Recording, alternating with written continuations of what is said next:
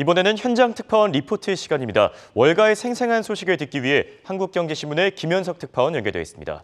자, 오늘 미국 증시 3대 지수 일제히 하락했습니다. 어떤 특징들이 있었는지 전반적으로 전해주시죠.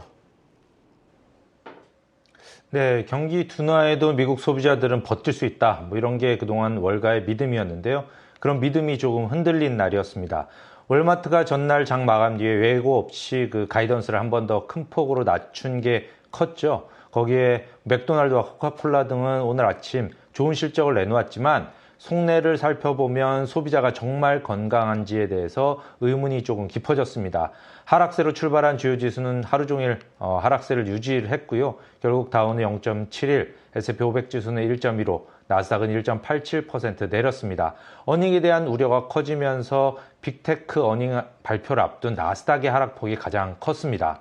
월마트의 주가는 이날 7.6% 폭락을 했는데요. 월마트는 전날 2분기 매출이 기존 예상보다 6% 정도 증가할 것으로 봤습니다. 하지만 영업이익은 2분기에 13에서 14%, 연간으로는 11에서 13% 감소할 것이라고 봤습니다.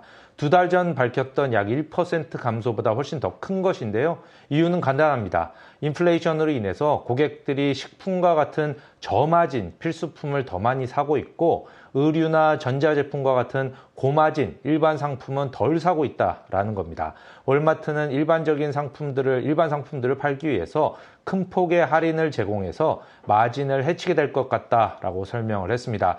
이에 월마트 주가만 떨어진 게 아니고요. 의류와 전자제품, 가구 등을 판매하는 콜스와 타겟, 메시스, 노드스트롬, TJX, 코스토까지 소매업체들이 동반 하락을 했습니다. 뱅크 오브 아메리카는 의류업체들에게 재고가 쌓이고 할인이 만연함에 따라서 의류산업 전반에 걸쳐서 이익 추정치를 낮추고 있다라고 밝혔습니다. 소매의 혼란은 전자상거래 주식으로 번졌는데요. 이날 쇼피파이는 온라인 소비와 감소, 그리고 팬데믹으로 촉발된 전자상거래 붐이 얼마나 오래 지속될지에 대해서 잘못 판단했다면서 전 세계 인력의 약 10%인 1000명을 해고하겠다고 밝힌 뒤 주가가 14%나 폭락을 했습니다. 세계 최대 전자상거래 업체인 아마존은 월마트와 쇼피파이의 영향에다가 이날 빅테크 하락세까지 겹쳐져서 5.2%나 급락을 했습니다. 이날 아침 맥도날드와 코카콜라, 3M, UPS, GM과 GE 등도 실적을 내놨는데요. 실적은 전반적으로 예상에 부합하거나 예상보다 나았습니다. 맥도날드는 2분기 주당 순이익이 2.55달러로 예상 2.46달러를 넘었지만 매출은 57억 달러로 예상 58억 달러보다 소폭 적었습니다. 러시아 시장 철수 등에 따른 것이었는데요. 글로벌 동일 매장 매출은 9.7%, 미국 동일 매장 매출은 3분기에 3.7% 증가를 했습니다. 맥도날드는 인플레이션에 따른 비용 상승을 가격 인상으로 이겨냈습니다. 1분기에 8% 가격을 인상했는데 2분기에도 비슷하게 인상했다고 밝혔습니다. 크리스 캠프진스키 CEO는 가격 인상에도 음식점에서 떨어진 소비자들을 확보하고 있다라고 말했습니다. 하지만 불안한 점이 발견이 됐습니다. 저소득층 고객들이 더 많은 싼 메뉴와 더 적은 세트 메뉴를 선택하고 있다는 겁니다. 세트 메뉴가 좀 더 가격이 비싸죠. 코카콜라도 비슷했습니다. 코카콜라는 전반적으로 매출이 높았는데요. 평균 가격을 12%나 올린 이유입니다.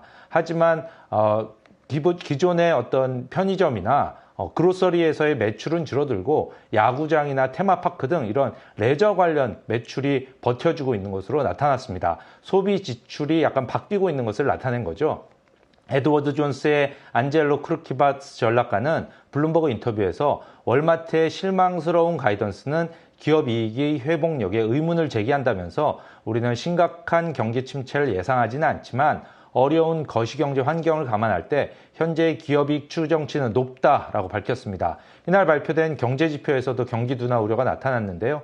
컨퍼런스 보드가 발표한 7월 소비자 신뢰지수가 95.7을 기록해서 전달이 98.4나 월가 예상치 97을 모두 밑돌았습니다. 지수는 3개월 연속 하락해서 2021년 2월 이후에 최저치를 갱신을 했습니다. S&P 캐스실러 5월 전미 주택가격지수도 연율로 19.7% 상승한 것으로 나타나서 두 달 연속 상승률이 꺾였습니다. 지금까지 뉴욕에서 한국경제신문의 김현석 특파원이었습니다.